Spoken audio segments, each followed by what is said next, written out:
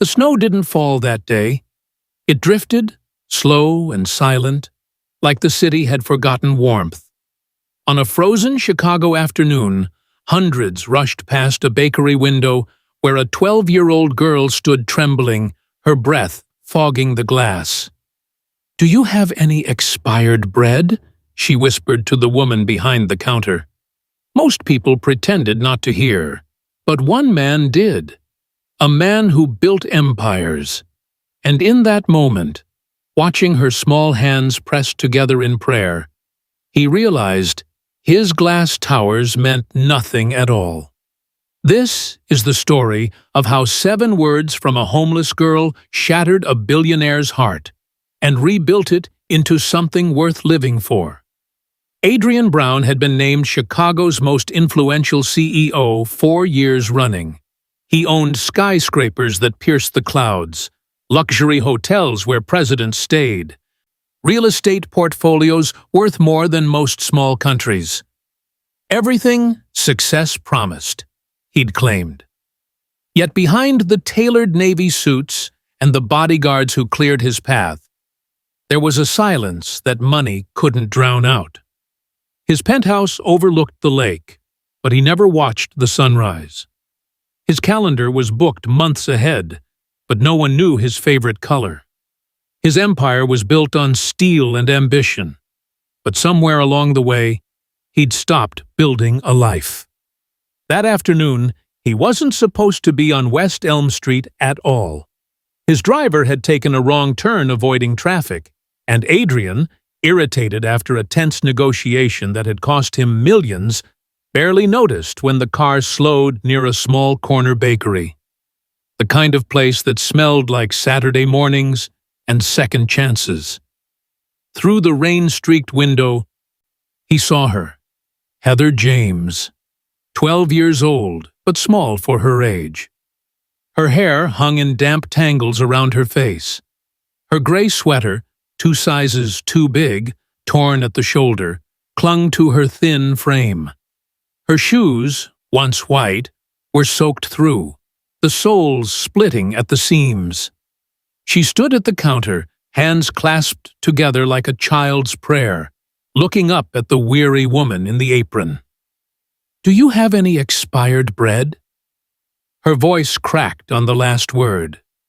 Inside the bakery, golden loaves lined the shelves under warm hanging lamps. The smell of butter and yeast filled the air. Customers chatted, sipping coffee, breaking croissants. And just outside the glass, this little girl was asking for scraps. Melanie Coleman, the bakery attendant, looked at Heather with a face full of guilt and exhaustion. She'd worked double shifts all week. Her feet ached. Her patience was thin. "Sweetie, I can't. We're not allowed to give away food after hours. Store policy." Her voice wavered. She didn't believe her own words. Heather nodded slowly, like she'd heard it before. She didn't cry, didn't beg, just turned toward the door, shoulders hunched against the cold she was about to walk back into. And that's when something inside Adrian cracked. He didn't plan it, didn't think it through. He just moved. "Stop the car." His driver glanced back, confused. "Sir, we're already late for—" "Stop the car." Adrian stepped out into the freezing wind, his $4,000 shoes sinking into the slush. He didn't care. He crossed the sidewalk in 3 strides, pulled open the bakery door, and said to Melanie in a voice that was quiet but unshakable, "Give her the bread." Melanie blinked. "I'm sorry, sir, but like I said, I'll buy every loaf in this store if I have to. But you're going to give that girl something warm, right now." The entire bakery went silent. Heather turned back, eyes wide, confused, her lips parted, but no words came. Adrian looked down at her, this tiny, trembling child who'd only asked for what others would throw away. And for the first time in years, He felt something break open inside his chest. Melanie, hands shaking, reached for a fresh baguette. Still warm. She wrapped it in brown paper and held it out. Heather took it like it was glass. "Thank you," she whispered. She walked to the curb, sat down on the cold concrete, and tore the loaf in half. Then, without a word, she stood and handed the other half back to Adrian. "You should eat too," she said softly. "It's better when it's shared." Adrian stared at the bread in his hands, and for the first time in 20 years, the billionaire who had everything couldn't speak. He didn't know her name yet, didn't know that her father had been a baker before the factory accident, didn't know she'd been sleeping under bridges, searching for warmth in the smell of fresh bread because it reminded her of home. But in that moment, holding a piece of bread offered by a child with nothing, Adrian Brown's carefully constructed world began to fall apart. If you're ready to hear the whole story, click subscribe and let me know in the comments where you're watching from, because tomorrow I will be giving you another story just as crazy as this one, and you don't want to miss it. Now, let's get into it. Adrian stood frozen on the curb, the half loaf of bread still warm in his hands, watching Heather sit back down on the cold concrete. She didn't scarf it down like he expected. Instead, she tore small pieces, one at a time, closing her eyes with each bite as if she was trying to memorize the taste, like someone who didn't know when the next meal would come. The snow continued its slow drift around them. His driver sat in the idling Rolls-Royce 30 feet away, waiting. His bodyguard, Marcus, stood by the car door, stone-faced, but clearly confused. This wasn't on the schedule. Billionaires didn't stand in the slush talking to homeless children. Billionaires had places to be. But Adrian didn't move. "What's your name?" he asked quietly, crouching down to her level. She glanced up, startled, as if she'd forgotten he was still there. "Heather," she said softly. Then, after a pause, "Heather James." "I'm Adrian." He paused. "Where do you live, Heather?" Her hands stopped mid-tear. She looked down at the bread, her thin fingers trembling, not from the cold this time, but from something deeper. Shame. "Around," she whispered. "Around where?" "Just around." Her voice got smaller. "I move a lot." Adrian's jaw tightened. He'd heard that phrase before. Around meant nowhere. Around meant shelters that turned you away after 3 nights. Around meant sleeping under bridges when the shelters were full. He stood slowly, brushing snow off his coat. Custom-tailored, imported wool, worth more than most people made in a month. The contrast wasn't lost on him. Everything about him screamed wealth. The crisp navy suit, the platinum cufflinks, the watch on his wrist that cost more than a car. And here was this girl, drowning in a sweater that wasn't hers, eating bread like it was a feast. His world was sterile, polished, controlled. Hers was raw, unpredictable, real. For a moment, Adrian saw himself, not as he was now, but as he'd been. A boy in a small Indiana town, standing in his mother's bakery after school. Flour dusting his hair while she kneaded dough and hummed old hymns. The smell of rising bread. Her hands, rough but gentle. The way she'd always save him the end piece, still warm from the oven. "Bread is love, Adrian," she used to say. "You can't rush it.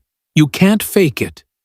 You just give it time and warmth, and it becomes something that feeds the soul." She died when he was 13, lung cancer, gone in 6 months. After that, there was no more bakery, no more warmth, Just him, his father's silent rage, and a burning need to escape, to build something, to prove he mattered. He'd built an empire, but he'd forgotten what bread smelled like. "My dad used to bake bread," Heather said suddenly, breaking the silence. Adrian blinked, pulled from the memory.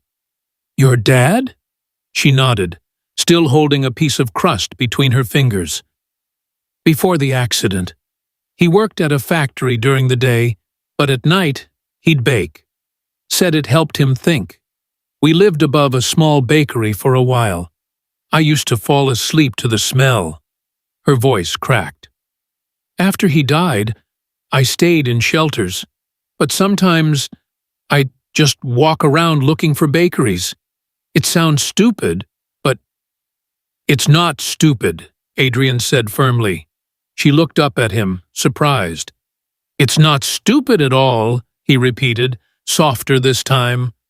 Inside the bakery, Melanie wiped down the counter, but her eyes kept drifting to the window. She watched the billionaire and the girl talk, watched the way he crouched to her level, the way his face, usually so cold in the newspaper photos, looked almost broken. Guilt gnawed at her. She should have given Heather the bread, policy or not. What kind of person chooses rules over a hungry child? She pressed her palm against the glass, her breath fogging it, and whispered a silent prayer she wasn't sure anyone would hear. Outside, Adrian straightened. "When's the last time you ate a real meal?" Heather hesitated. "I had soup, maybe 3 days ago, at a church." 3 days. Adrian's chest tightened. "There's a diner 2 blocks from here. Best chicken soup in the city. Let me buy you dinner."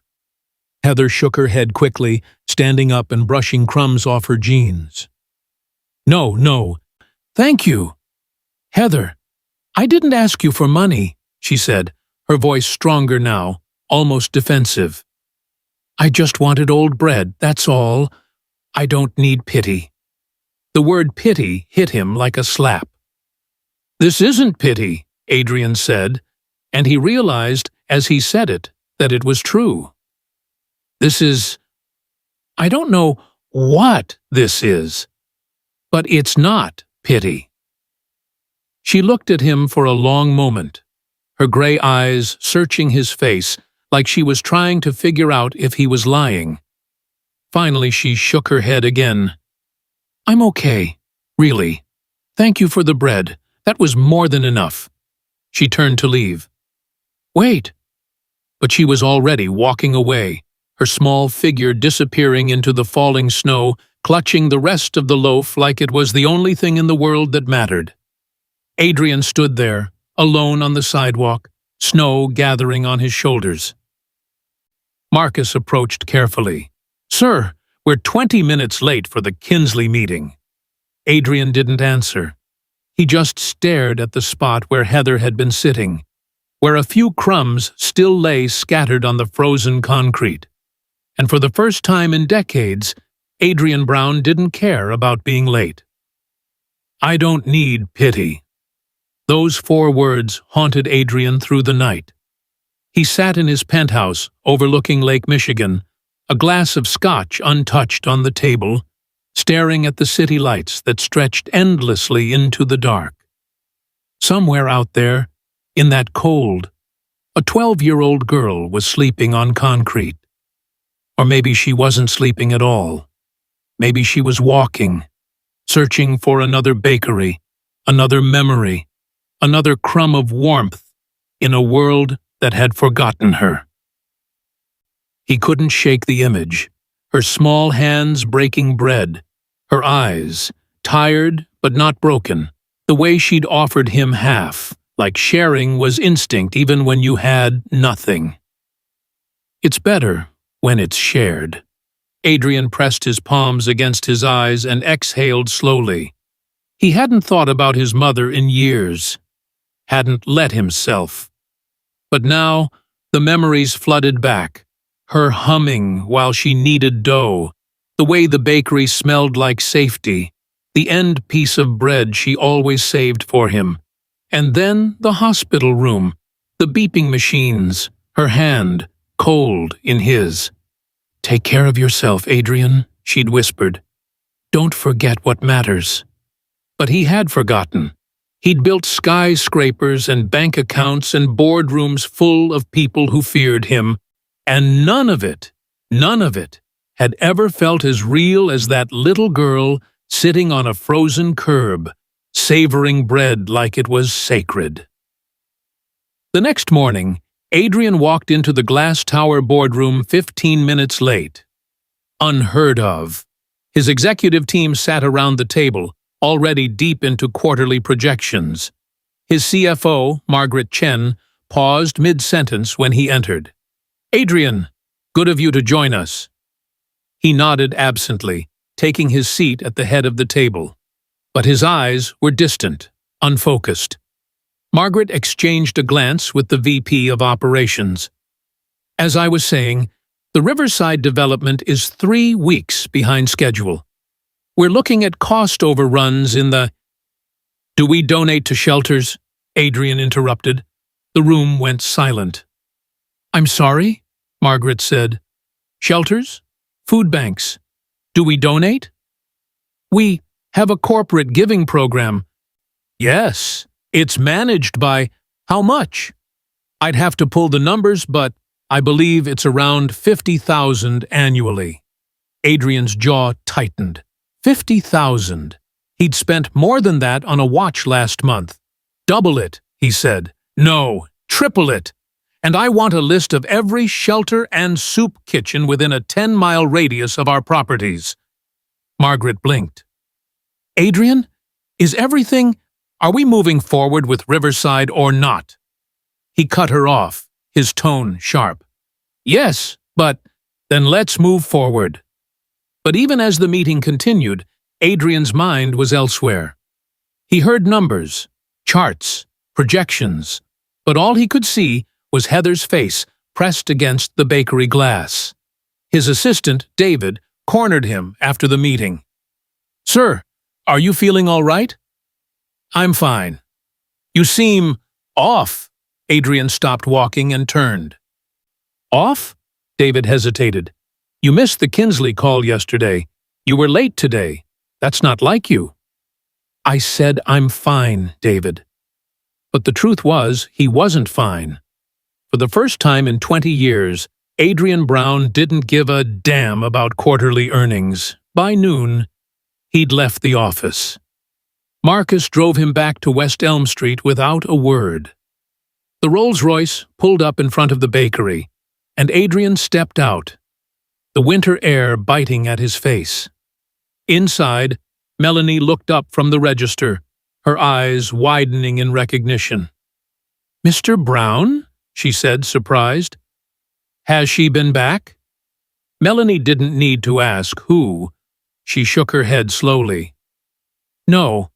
I've been watching for her, but no." Adrian's chest tightened. "If she comes back, will you call me?" He pulled out a business card and slid it across the counter. Melanie picked it up, staring at the embossed letters. "You're serious?" "I'm serious." She looked at him for a long moment, then nodded. "Okay." Adrian returned to his car, but he didn't leave. He sat in the back seat, staring out the window at the street, at the people passing by, rushing, heads down, trapped in their own worlds, just like he'd been, just like he still was. "Sir?" Marcus said from the driver's seat. "Where to?" "Nowhere. We wait." Marcus raised an eyebrow, but said nothing. Minutes turned into an hour, then 2. And then, Adrian saw her. Heather. She wasn't at the bakery. She was half a block away, near the overpass, crouched by the chain-link fence. She had something in her hands, breadcrumbs, it looked like, and she was scattering them on the ground for a cluster of pigeons. Adrian's heart clenched. "Stop here," he said quietly. He stepped out of the car and walked slowly toward her, careful not to startle her. The snow had stopped, but the cold hadn't. She wore the same torn sweater, the same soaked shoes. "Heather." She looked up, startled. For a second, fear flashed across her face, like she thought she was in trouble, but then recognition settled in. "Mr." She trailed off, realizing she didn't know his last name. "Adrian. Just Adrian." She stood slowly, brushing crumbs off her hands. "Are you following me?" "No, I—" He paused. "I came back to the bakery to see if you were okay." "I'm fine. You're feeding pigeons in the freezing cold." "They're hungry, too," she said simply, like it was the most obvious thing in the world. Adrian felt something twist inside his chest. "Heather, please. Let me buy you something warm. Soup, coffee, anything." She shook her head, stepping back. "I told you, I don't need— People only help me because they feel sorry," she said, her voice rising slightly. "You don't have to. I didn't ask you to come back." Adrian stopped. The words hit him harder than they should have. He looked at this little girl, this child who'd been abandoned by the world, who slept God knows where, who spent her last crumbs feeding birds. And something inside him broke open. "Maybe I need to," he said softly. Heather froze. "Maybe I need to," Adrian repeated, his voice barely above a whisper. She stared at him, confused. "What?" "Maybe this isn't about you needing help. Maybe it's about me needing to give it." The silence between them stretched long and heavy. A pigeon cooed nearby. A car horn echoed in the distance, but neither of them moved. Heather's eyes, those gray, tired eyes, searched his face like she was trying to decide if he was lying, if this was some kind of trick. Finally, she spoke. "Wait. Because," Adrian said, and his voice cracked. "Yesterday, you gave me half your bread, and no one's done something like that for me in a very long time." Heather's lips trembled. She looked down at her hands. "I don't even know you," she whispered. "I know," Adrian said. "But maybe that's exactly why this matters." For the first time since he'd met her, Heather didn't pull away. She didn't say yes, but she didn't say no either. And in that moment, standing in the cold shadow of the overpass, Adrian Brown felt the first crack split through the walls he'd built around his heart. Adrian returned that night.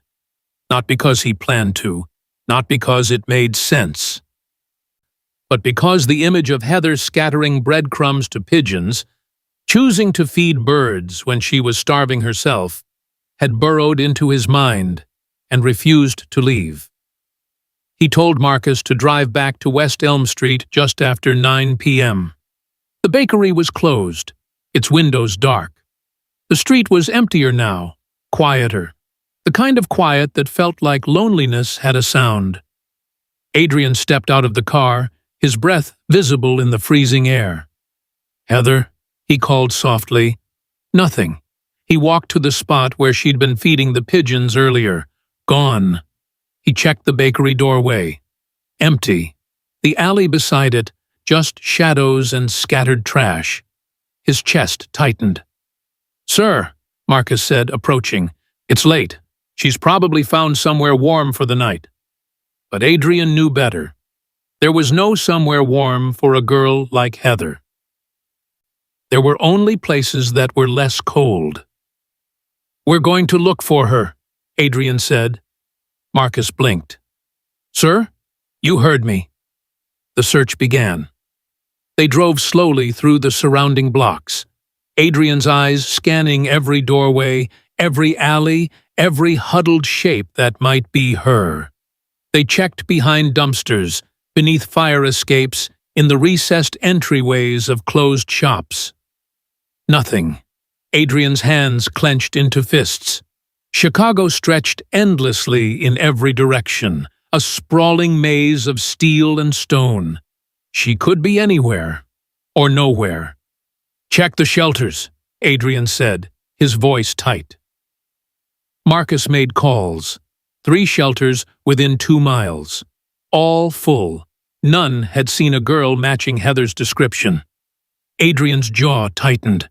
Where would I go if I had nowhere to go? And then it hit him. The overpass, where she'd been feeding the pigeons, where the chain-link fence bordered the underpass beneath the bridge. "There," Adrian said, pointing. "Go there." The Rolls-Royce pulled up near the bridge, its headlights cutting through the darkness. Adrian got out before Marcus could even shift into park.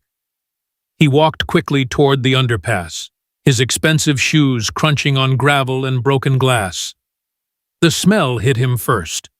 Damp concrete, rust, urine. The kind of smell that spoke of people the city had forgotten. And then he saw her. Heather. She was curled up against the far wall beneath the bridge, barely visible in the shadows. A filthy, tattered blanket, more holes than fabric, was pulled up to her chin. Her knees were tucked to her chest. Her tangled hair spilled across the cold ground.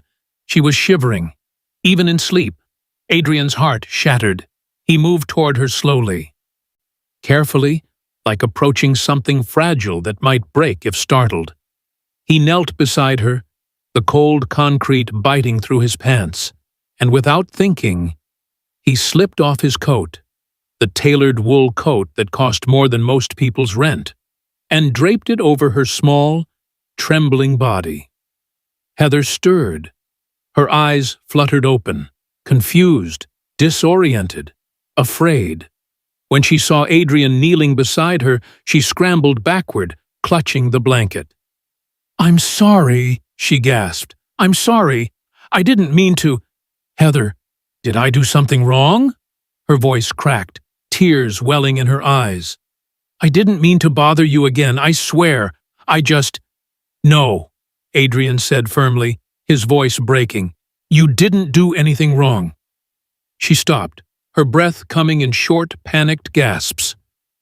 Adrian leaned closer, his eyes locked on hers. "You did everything right." Heather stared at him, trembling, not just from the cold now, but from something deeper. Confusion, disbelief, hope she was too scared to believe in. "Why are you here?" she whispered. "Because," Adrian said softly, "no one should sleep like this." Her lip quivered.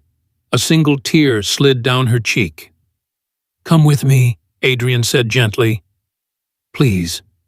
For a long moment, she didn't move, didn't speak. But then, slowly, she nodded. The diner was small, tucked between a laundromat and a pawn shop. The kind of place that smelled like coffee and salvation. Warm, bright, safe. Adrian led Heather inside, and the waitress, a woman in her 50s with kind eyes and a stained apron, looked up, taking in the sight.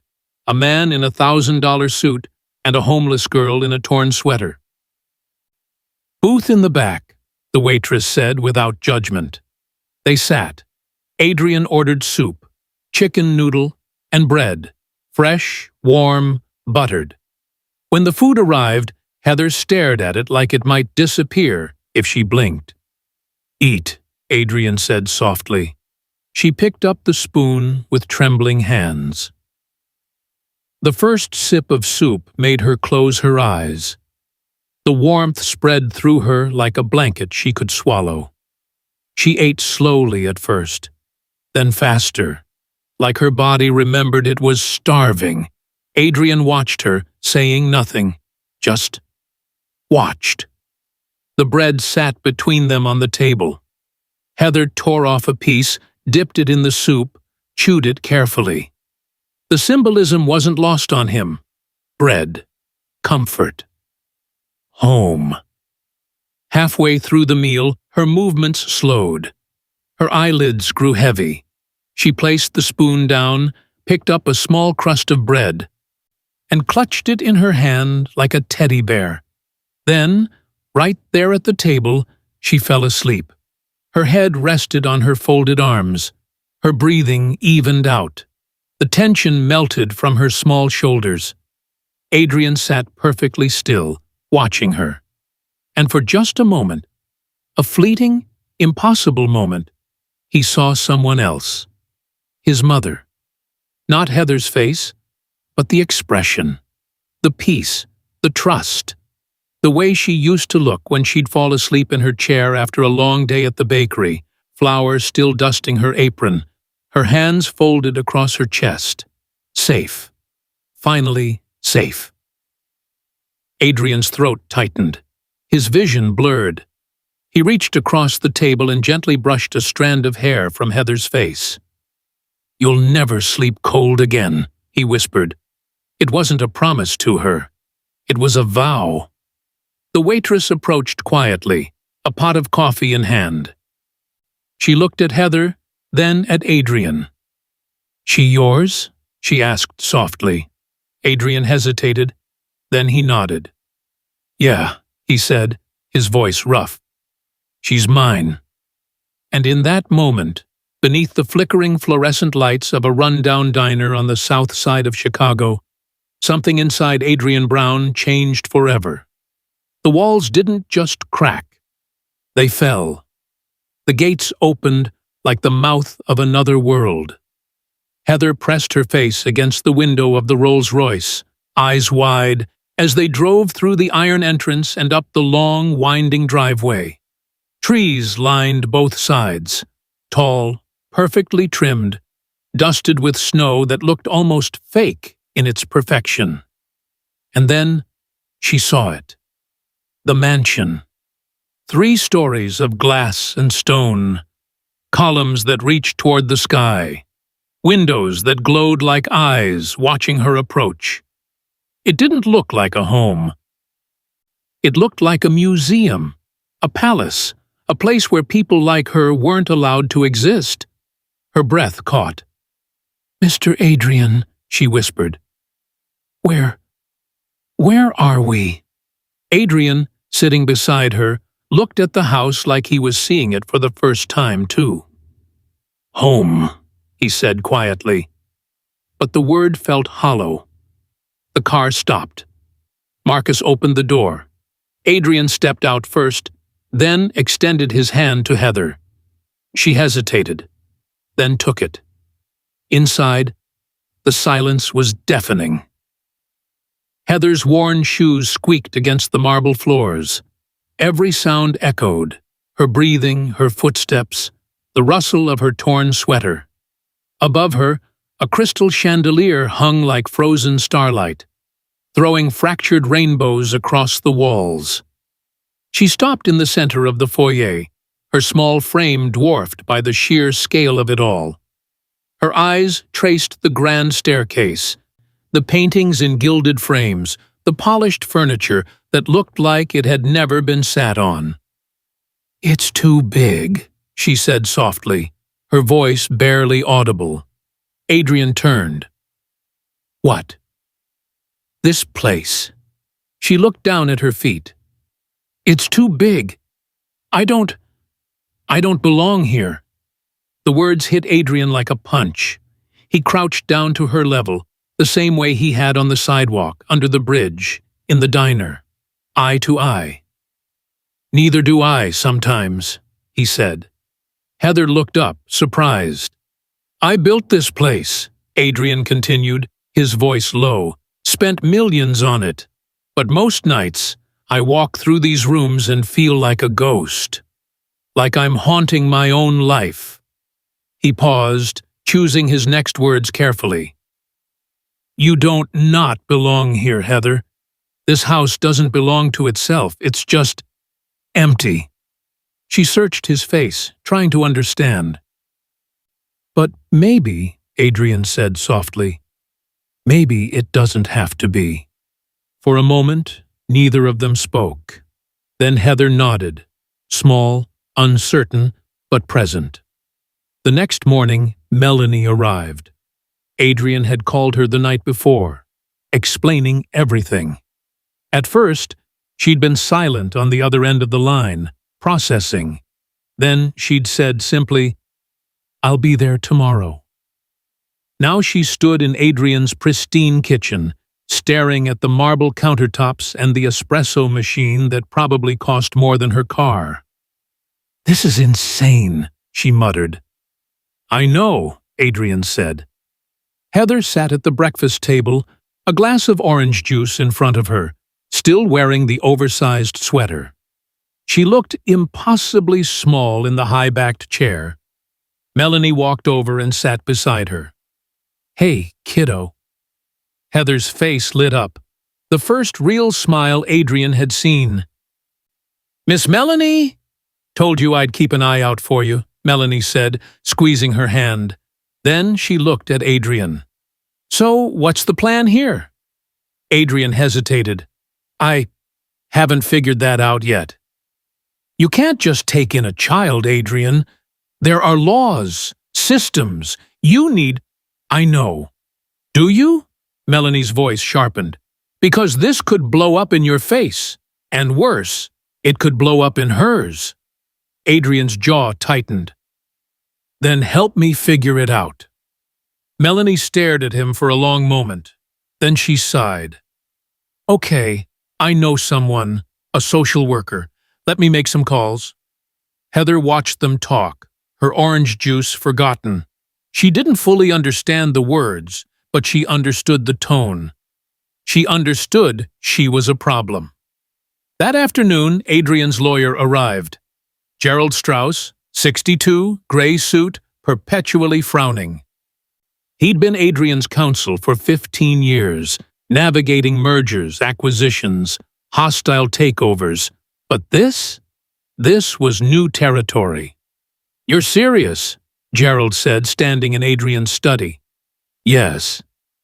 "Adrian, do you understand the legal exposure here?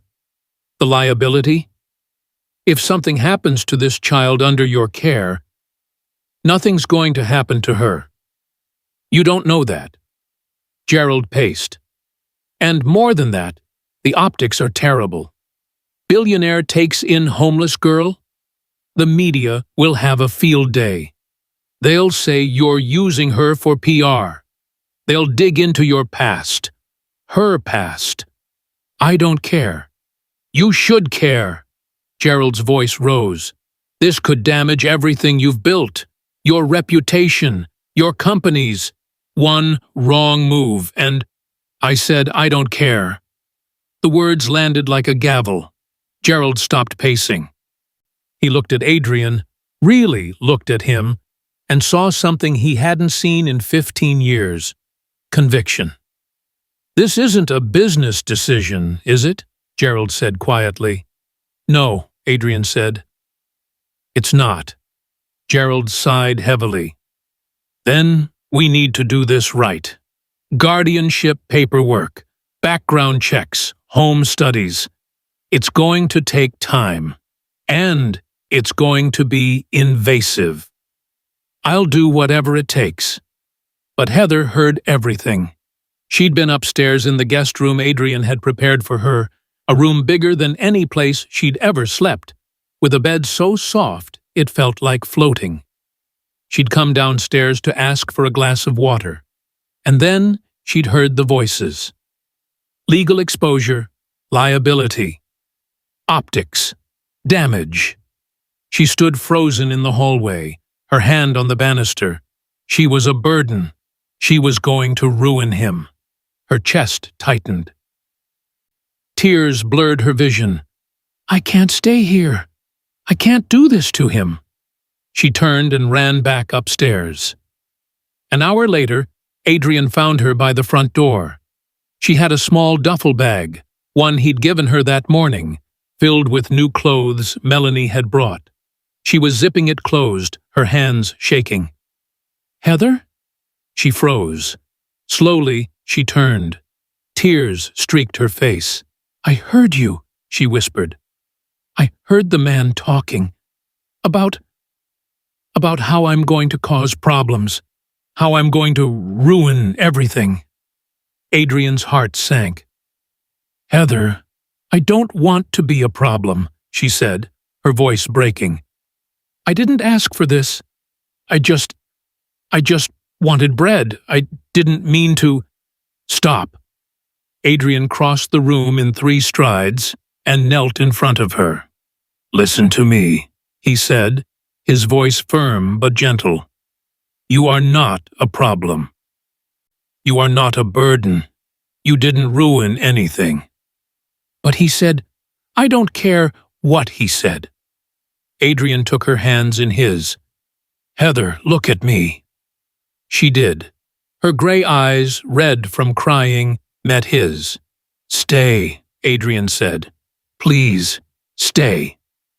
But why? She whispered. Why do you even care? Adrian's throat tightened. He thought of his mother, the bakery, the years of emptiness, the glass towers that meant nothing. Because, he said softly, you're the only real thing in this house. Heather stared at him, and then, slowly, she dropped the bag. It hit the marble floor with a soft thud. Adrian exhaled, relief flooding through him. Okay, she whispered. Okay, he echoed. He pulled her into a hug, gentle, careful, like she might break. And for the first time since her father died, Heather let herself be held. Outside, snow began to fall again. But inside the mansion, inside that too big, too empty house, something had finally started to feel like home. What would you do if you overheard a conversation like that? Would you stay or leave? Drop your answer in the comments. I want to hear your thoughts. 3 months changed everything. Not overnight. Not in some dramatic flash of transformation, but slowly, like bread rising, quiet, inevitable, impossible to stop once it started. Heather's first day of school, Adrian stood in the kitchen at 6:47 a.m., staring at a lunchbox he'd paid someone to pack because he'd never packed one in his life. Peanut butter and jelly, an apple, a juice box. The kind of simple, ordinary things that felt revolutionary in a house that had never known them. Does it look okay? He asked Melanie, who'd arrived early to help with the morning routine. She smiled. It looks perfect. But when Heather came downstairs in her new uniform, backpack too big for her small frame, hair brushed and braided by Melanie's careful hands, Adrian's throat tightened. Ready? He asked. She nodded, nervous but trying to hide it. He walked her to the car, sat with her during the drive. And when they pulled up to the school, kids streaming through the gates, parents hugging their children goodbye, Adrian realized something that stopped him cold. He didn't want to let her go. Not because she might run, but because for the first time in 20 years, he had something to come home to. Have you ever rearranged your entire life for someone else? Not because you had to, but because suddenly, nothing else mattered as much? Adrian Brown had built an empire on ruthless efficiency, but watching a 12-year-old girl walk through school gates made him realize maybe he'd been building the wrong thing all along. His schedule transformed. Board meetings that used to consume his mornings moved to afternoons. Conference calls with investors in Tokyo rescheduled. The 7 a.m. power breakfasts that had defined his routine for 15 years canceled. Because now, every morning at 7 a.m., Adrian sat at the kitchen table with Heather, eating toast and scrambled eggs, listening to her talk about math homework, and the girl in her class who always shared her crayons. Simple, ordinary, sacred. His assistant, David, noticed immediately. Sir, you've declined 12 breakfast meetings this month. I'm aware. The Goldman team is getting frustrated. Then they can meet me at 2, Adrian said. not looking up from the email he was typing. "I'm busy in the mornings." David blinked. "Busy with what?" Adrian paused. Then, for the first time in his career, he said something he'd never said before. Something more important. Melanie became a fixture at the mansion. At first, she came to help with the guardianship paperwork, navigating the labyrinth of social services, background checks, home studies, but she stayed because Heather needed her, because Adrian needed her, because somewhere along the way, this strange, fractured little family had become real. On Saturdays, Melanie taught Heather to bake. The kitchen, once pristine, unused, a showpiece, became dusted with flour and smelling of yeast. Heather's small hands kneaded dough under Melanie's guidance, her face lit with concentration. "You have to be patient," Melanie said softly. "Bread doesn't rush. You give it time, you give it warmth, and it becomes something beautiful." Heather looked up. "That's what my dad used to say." Melanie smiled, her eyes glistening. "Smart man." Adrian watched from the doorway, unseen, watched Heather's laughter, watched the way she pressed her palm into the dough, the way her face softened when the first loaf came out of the oven, golden and perfect. And he thought of his mother, her hands, her voice, the bakery that had been his entire world before it was taken away. Maybe some things come back, he thought, just in different forms. The media caught on faster than Adrian expected. It started small, a local news piece about a billionaire CEO quietly funding a new after-school program for homeless children. Then a photo surfaced, Adrian at a food shelter on the south side, serving soup. No bodyguards, no press team, just him in a simple sweater, smiling at a kid who couldn't have been older than 8.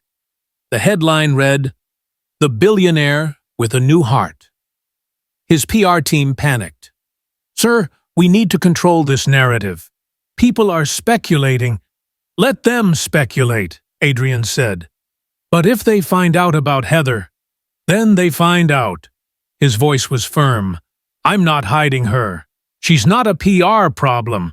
She's my family." The room went silent. Margaret Chen, his CFO, spoke carefully. "Adrian, are you sure about this? The scrutiny will be intense." He met her eyes. "I've never been more sure of anything. When was the last time you made a choice that terrified you, but felt more right than anything you'd ever done?" Adrian was risking his reputation, his privacy, everything he'd spent decades building. And yet, watching Heather laugh over burnt cookies in his kitchen, he realized this wasn't a risk. This was the first real thing he'd done in his entire life. One evening, Heather found Adrian in his study, staring at architectural plans spread across his desk. "What's that?" she asked, climbing onto the chair beside him. "A project I'm working on." She leaned closer, studying the drawings. "It looks like a bakery?" Adrian smiled. "Sort of. It's going to be called the Brown Loaf Project. We'll partner with bakeries across the city, redistribute their unsold bread to shelters, schools, community centers. Make sure no one goes hungry when there's food going to waste." Heather's eyes widened. That's amazing." "You inspired it," Adrian said softly. She looked at him, surprised. "Me? You asked for expired bread because you didn't want to take something someone else might need. You fed pigeons when you were starving. You shared your bread with a stranger." He paused. "You reminded me what generosity actually looks like." Heather's lip trembled. She looked down at the plans, tracing the outline of a building with her finger. "Can I ask you something?" she said quietly. "Anything. Why are you doing all this? Really?" Adrian set down his pen. For a moment, He didn't answer. Then, when I was your age, I lost my mother. Heather looked up sharply. She was a baker, Adrian continued, his voice thick. In a small town in Indiana. She'd wake up at 4 every morning to make bread for people who couldn't afford much else. She believed that feeding people was the most important thing you could do. That bread was love made tangible. His hands trembled slightly. She died when I was 12, the same age you are now. And after that, I spent my whole life building things, towers, companies, wealth, trying to fill the space she left. But nothing ever did. He turned to Heather, his eyes glistening. Until I met a little girl outside a bakery, asking for expired bread, and suddenly I remembered what my mother tried to teach me. Heather's tears spilled over. What did she teach you? Adrian's voice broke. That the richest thing you can do is give. Heather threw her arms around him, burying her face in his shoulder. Adrian held her tight, and for the first time since his mother's funeral, he let himself cry. 2 people, both orphaned, both lost, both finding home in each other. Outside, snow began to fall, soft and silent, covering the city in forgiveness. And inside, in a mansion that had been empty for decades, something miraculous happened. It started to feel like family. Have you ever met someone who changed the entire direction of your life? Someone who reminded you what actually matters? Drop your story below, because transformation doesn't always come from big moments. Sometimes it comes from a child asking for bread. The cameras were everywhere. Flashes popped like lightning. Microphones crowded the podium like metal flowers reaching for sunlight. Adrian stood at the front of the grand ballroom in the Chicago Press Center, his navy suit pressed and perfect, his hands resting on the edges of the wooden lectern. But for once, he wasn't nervous. Behind him, projected on a massive screen, were the words, "The Brown Loaf Project. No loaf too old to warm a heart." "Good morning," Adrian began, his voice steady. "Thank you all for coming. Today I'm announcing an initiative that I believe will change lives across this city." He paused, scanning the sea of reporters, bloggers, and news cameras. Every night, bakeries across Chicago throw away thousands of pounds of bread. Perfectly good food that's considered expired simply because it's a day old. Meanwhile, thousands of people in this city go to bed hungry. The room was silent except for the click of cameras. The Brown Loaf Project will partner with over 50 bakeries to redistribute their unsold goods to shelters, food banks, schools, and community centers. No bread wasted. No one left hungry. A reporter in the front row raised her hand immediately. "Mr. Brown, critics are already calling this a PR stunt. How do you respond?" Adrian's jaw tightened. He'd expected this, prepared for it, but it still stung. "I respond by saying, watch what we do, not what people assume. This isn't about my image. This is about feeding people." Another reporter jumped in. "You've donated $50 million to this project. Some say it's guilt money, an attempt to clean up your reputation as a ruthless businessman. What do you say to that? Have you ever done something good and had people question your motives? When you help someone, do they wonder what you want in return?" Adrian Brown was learning that kindness isn't always celebrated. Sometimes it's doubted. But the people who matter, they knew the truth. Adrian leaned into the microphone, his voice calm but firm. 3 months ago, I met a 12-year-old girl outside a bakery. She was asking for expired bread, not money, not charity, just food that was going to be thrown away. That moment changed me. This project isn't about my reputation. It's about her, and the thousands of others like her who deserve better." The room erupted with follow-up questions, but Adrian raised his hand. "That's all I have to say. The work speaks for itself. Thank you." He stepped away from the podium, ignoring the shouted questions, the flashing lights, the chaos. His PR team would handle the rest. He had somewhere more important to be. In the back of the ballroom, Melanie and Heather watched on a live stream from Melanie's phone. Heather sat cross-legged on Melanie's couch, clutching a mug of hot chocolate, her eyes glued to the screen. "They don't believe him," Heather whispered. Melanie squeezed her shoulder. "Some people never will, kiddo. But that doesn't make what he's doing any less real." "Why do people always think the worst?" Melanie sighed. "Because it's easier to be cynical than to believe someone can change. But you and I, we know the truth." Heather nodded slowly. Then she reached for the notebook beside her, a small journal Adrian had given her last week, the cover embossed with her initials. She opened it to a fresh page and began to write. Today, Mr. A announced the Brown Loaf Project. People said mean things. They said he was lying, but I know he's not. Because he didn't just give me bread. He gave me a home.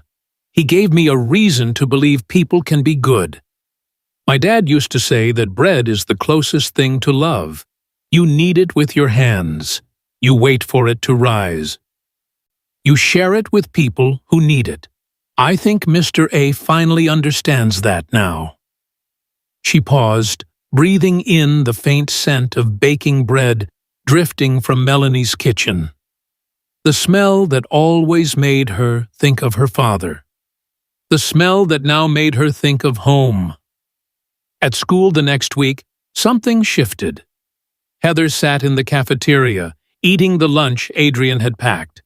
Turkey sandwich, apple slices, a cookie Melanie had baked. Around her, kids laughed and traded snacks, the noise a comforting hum. But across the room, she noticed a boy sitting alone. He was small, maybe 10, with a jacket 2 sizes too big and shoes held together with duct tape. His lunch tray was nearly empty, just a carton of milk and a bread roll he was nibbling slowly, making it last. Heather recognized that look, the shame, the hunger, the pretending everything was fine. She picked up her cookie and walked over. "Hey," she said softly. The boy looked up, startled. "Yeah? I'm Heather. What's your name?" "Tommy. You want this?" She held out the cookie. "Melanie makes the best ones. I can't finish it all." Tommy's eyes widened. I don't have anything to trade." Heather smiled. "You don't need to. It's better when it's shared. When's the last time someone showed you kindness when you had nothing to give back?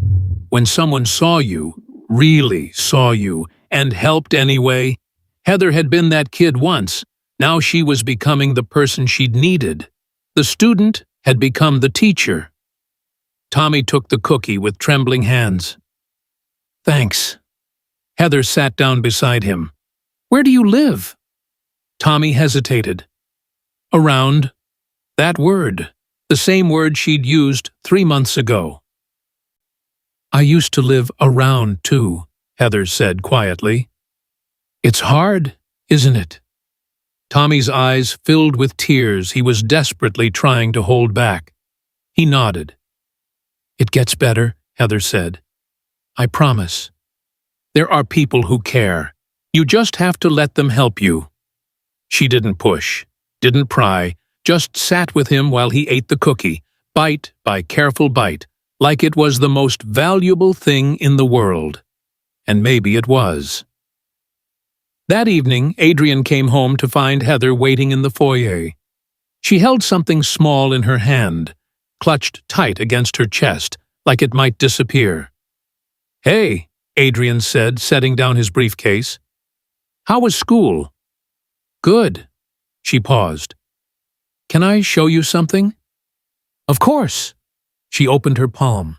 In it lay a small, worn metal token, round, tarnished with age, with a faint image of wheat stamped on one side and words too faded to read on the other. "This was my dad's," Heather said softly. "He got it from his father. It's a bread token, from the old days when people used them to buy loaves. He always kept it in his pocket. Said it reminded him what mattered." Adrian's throat tightened. "After he died, it was the only thing I took with me. I kept it in my shoe so no one would steal it." Her voice cracked. "I've carried it every day for 2 years." She looked up at Adrian, tears streaming down her face. "I want you to have it." "Heather, I can't. Please." Her voice was firm despite the tears. "You helped me remember what my dad always said." "What's that?" She smiled through her tears, her voice barely a whisper. "Bread tastes better when it's shared." Adrian knelt down, eye level with her, and took the token with trembling hands. The metal was warm from her grip. He could feel the weight of her father's memory pressed into the worn surface. "This is the most valuable thing anyone has ever given me," he said, his voice breaking. "Good." Heather threw her arms around him. "Because you gave me everything." They held each other in the foyer, a billionaire and a girl who'd once had nothing, both holding pieces of the family they'd lost and the family they'd found. Outside, the city moved on. But inside that mansion, time stopped. And love, the kind that tastes like warm bread and smells like second chances, filled every corner. What's the most meaningful gift you've ever received? Not the most expensive, the most meaningful. The one that changed you. Share your story below. Because sometimes the smallest things carry the biggest love. 6 months after that first encounter, Adrian stood in front of a familiar building. The bakery on West Elm Street. The place where everything changed. Where a 12-year-old girl had pressed her hands against the glass and asked for expired bread. Where a billionaire's carefully constructed world had started to crumble and rebuild into something real. The for sale sign had gone up 3 weeks ago. The owners were retiring, moving to Florida. The building would likely be demolished, turned into luxury condos or a chain coffee shop. Adrian made one phone call. 24 hours later, it was his. Not for profit, not for investment, but for purpose. The renovations took 2 months. But Adrian didn't hire some corporate construction team to gut the place and modernize it. He kept the original brick walls, the vintage hanging lamps, the worn wooden counter where Heather had first stood asking for scraps. He just made it warmer, brighter, alive. New ovens installed alongside the old ones. Fresh paint in soft cream tones. Windows cleaned until they sparkled. And in the back, a community space with tables and chairs where people could sit, eat, and feel human again. Melanie walked through the space on the final day of renovations, her hand trailing along the counter she'd worked behind for years. "It's perfect," she whispered. Adrian stood beside her. "You sure you want to do this? Manage it?"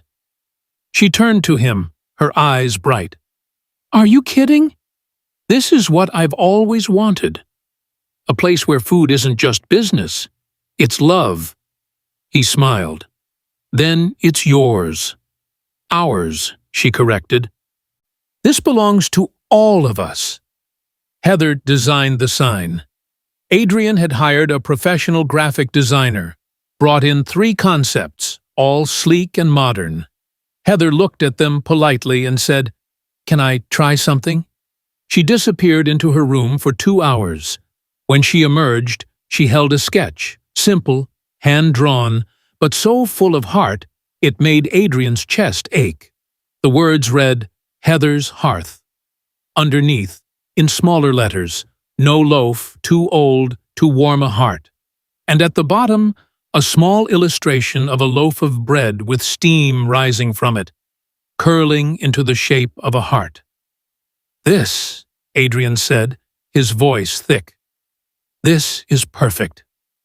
The sign went up 2 days before the opening. Passers-by stopped to look. Some smiled, some took photos. One elderly woman stood staring at it for a full minute, tears running down her face. Have you ever watched something broken become beautiful again? Not just fixed, transformed. That bakery had been a place of refusal, where a hungry child was turned away. Now it was becoming something else entirely. A place where no became yes. Where scarcity became abundance. Where one man's second chance was giving thousands of people theirs. Opening day arrived on a Saturday morning in late spring. The sun rose over Chicago, painting the sky in shades of gold and pink. The air smelled like rain that had just passed, and warmth that was just beginning. By 7 a.m., there was already a line. Not the wealthy, not the influencers looking for content, but the people who needed it. Parents with children whose clothes were clean but worn. Elderly folks who'd walked blocks because they'd heard about free bread. Homeless men and women who'd been turned away from other places, but heard this one was different. Adrian stood inside by the window, watching them gather. Each face told a story. The single mother bouncing a toddler on her hip. The veteran with tired eyes and a limp. The teenager who looked like he hadn't eaten in days, but was too proud to ask. These were Heather's people. His people now too. Melanie stood behind the counter tying on her apron. The staff, 5 local hires, all trained in the last month, moved with nervous excitement. And Heather? She stood at the door in her Heather's Hearth t-shirt, holding a basket of fresh rolls, practically vibrating with joy. "Can we open now?" she asked, looking up at Adrian. He checked his watch, 7:58 a.m. 2 more minutes. "Mr. A, they've been waiting." He smiled. "Okay." "Open it." Heather unlocked the door and pushed it wide. "Welcome to Heather's Hearth," she called out, her voice bright as sunlight. "Come in, there's plenty for everyone." The line moved forward, not rushing, not pushing, just coming home. The morning unfolded like a symphony. The smell of fresh bread filled the air. Sourdough, whole wheat, cinnamon rolls, baguettes. The ovens ran constantly, the bakers working with smiles on their faces. Heather moved through the crowd with her basket, offering slices to children who reached up with small, eager hands. She remembered their names, asked about their days, made each person feel seen.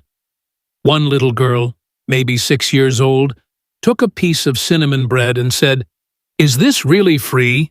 "Really, really free," Heather said, kneeling down, "and you can come back tomorrow if you want." "We'll be here." The girl hugged her, quick, unexpected, fierce. Heather's eyes filled with tears, but she was smiling. "When's the last time you felt truly generous? Not obligated, not guilted into giving, but genuinely joyful about sharing what you have?" That's what Heather's Hearth was. Not charity that makes you feel small, but kindness that makes you feel human again. And watching it unfold, Adrian finally understood. Wealth isn't what you keep. It's what you give away. By noon, they'd served over 300 people. The tables were full. Laughter echoed off the brick walls. A man played guitar in the corner. Soft, gentle music. Children colored on paper placemats Melanie had set out. It wasn't just a bakery anymore. It was a sanctuary. Adrian stood by the window, the same spot where he'd first seen Heather 6 months ago. But now, instead of watching a desperate child beg for scraps, he watched her serve bread with joy, offering slices with a smile, her eyes bright, her laughter ringing through the space like bells. She caught his eye across the room and walked over, wiping flour from her hands. "See, Mr. A," she said, her voice full of wonder. "Even old bread can start something new." Adrian's throat tightened. He looked at the room, the people eating, laughing, resting, and then back at Heather. "You were the one who reminded me," he said softly. She tilted her head. "Reminded you of what?" He knelt down, eye level with her, the same way he had on that frozen sidewalk, under that bridge, in that diner. That the best things in life aren't bought. They're baked, with time, with warmth, with love, and then they're shared. Heather's lip trembled. She threw her arms around him, and Adrian held her tight. This girl who'd had nothing, who'd given him everything. Behind them, Melanie wiped tears from her eyes. Outside, the line continued. People kept coming. The bread kept rising. And inside Heather's hearth, on a sunny Saturday morning in Chicago, a broken billionaire and a homeless girl proved something the world often forgets. Love multiplies when you give it away. If you could open one place in your community dedicated to kindness, what would it be? A free kitchen, a shelter, a library? Drop your dream below, because the world needs more Heather's hearths. And maybe, just maybe, you're the one to build it. 15 years later. Heather stood at the counter of the original Heather's Hearth, 17 now, her hair pulled back in a braid, flour dusting her apron. She moved with the easy confidence of someone who'd found her place in the world, measuring, kneading, laughing with customers like they were family. Because they were. The bakery had changed her. Or maybe she had changed it. Adrian couldn't tell anymore where one ended and the other began. He sat at his usual table by the window, the same spot where he'd first watched a desperate child press her hands against the glass. But now, the view was different. The line outside wasn't full of people begging. It was full of people belonging. Heather's Hearth had grown beyond anything he'd imagined. 7 locations across Chicago now, each one a carbon copy of the original. Same brick, same warmth, same heart. They fed over 2,000 people a day. Not just bread anymore, but soup, sandwiches, fresh produce donated by local farms. The Brown Loaf Project had become a model replicated in 12 other cities.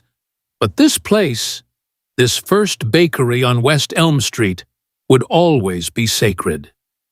Have you ever looked back on your life and realized the moment everything changed? Not the promotions or the achievements, but the moment you stopped building things and started building connections. Adrian Brown was 73 now, and when he closed his eyes, he didn't see skyscrapers or boardrooms. He saw a 12-year-old girl asking for expired bread. That's the moment that mattered. That's the moment that saved him. Adrian's hair had gone silver. His hands, once steady as steel, now trembled slightly when he held a coffee cup. Age had softened him, not weakened, but gentled. He'd stepped down as CEO 5 years ago, much to the shock of his board. Handed the reins to Margaret Chen, who'd understood better than anyone what mattered. "What will you do?" she'd asked. "Live," he'd said simply. And he had. Not in boardrooms or penthouses, but here, in this bakery, at this table, watching Heather grow into the woman her father would have been proud of. The memories played like a film reel in his mind. The first time Heather kneaded dough with her small hands, flour everywhere, Melanie guiding her patiently. The day she graduated middle school, standing on that stage in a cap and gown too big for her, searching the crowd until she found his face and beamed. Her 16th birthday, when she'd insisted on spending it here, serving bread to the homeless instead of throwing a party. "This is where I want to be," she'd said, "with people who understand." And Adrian had understood too. She wasn't running from her past. She was honoring it. On the wall behind the counter, hung in a simple wooden frame, was a photograph, faded, creased at the edges, but carefully preserved. A man in a baker's apron, young and smiling, holding a loaf of bread. Beside him, a little girl, maybe 5 years old, with flour on her nose and joy in her eyes.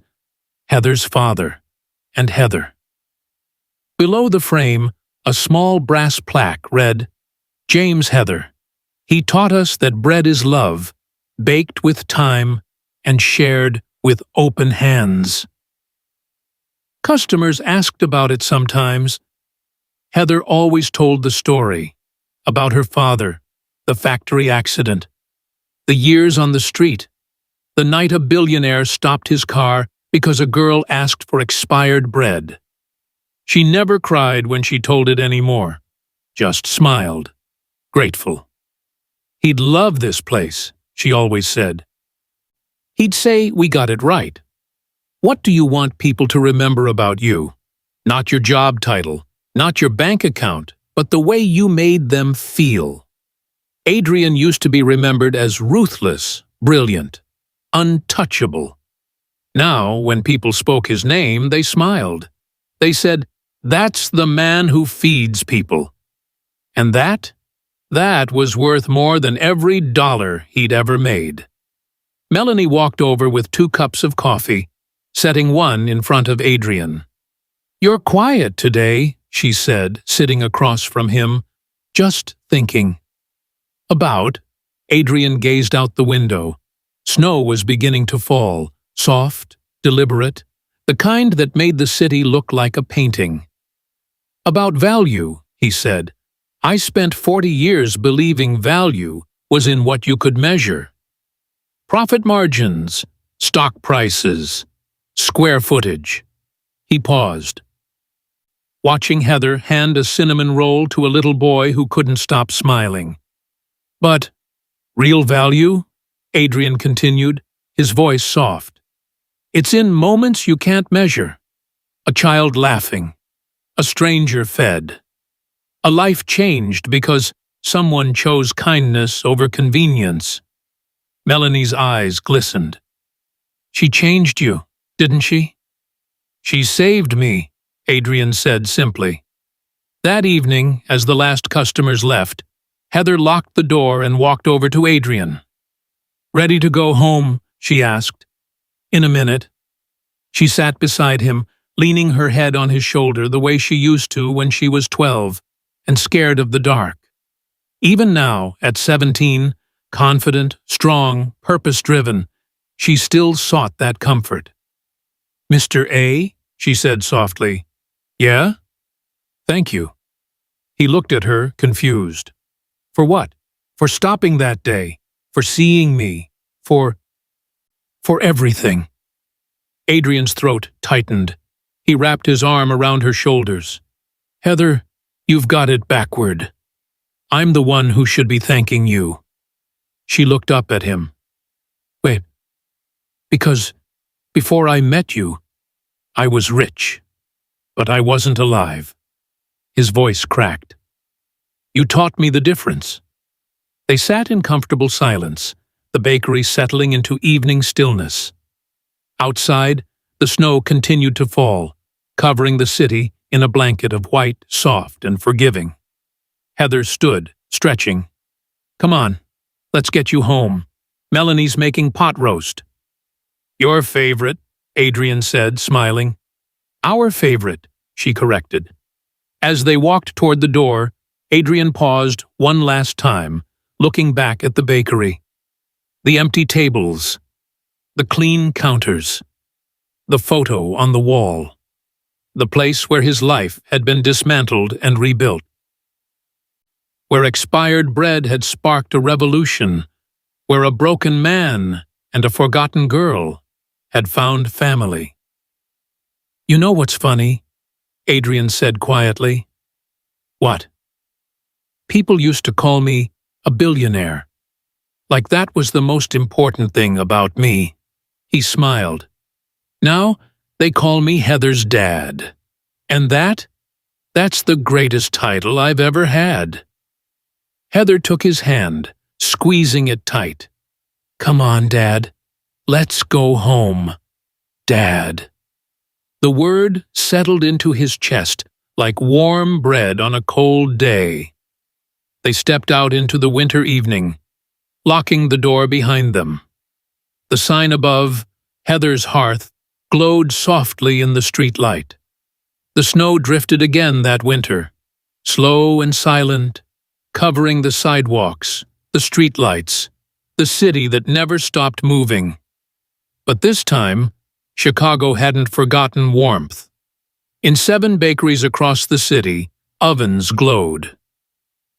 Bread rose, doors stayed open, and people, the forgotten, the overlooked, the hungry, found refuge. Because one girl had asked for expired bread, and one man had finally learned what truly mattered. Kindness doesn't expire. It multiplies, one loaf at a time. This is the end of Heather and Adrian's story. But maybe it's the beginning of yours. What's one act of kindness you can do this week? Not something big, just something real. Share your intention below. Because every great change starts with a single choice. What will yours be? Thank you for watching this story to the end. If you enjoyed this story, you will surely love the next one. It's as crazier and more intriguing as you can ever imagine. So do check it out. Click on the image showing on your screen right now to watch the next one.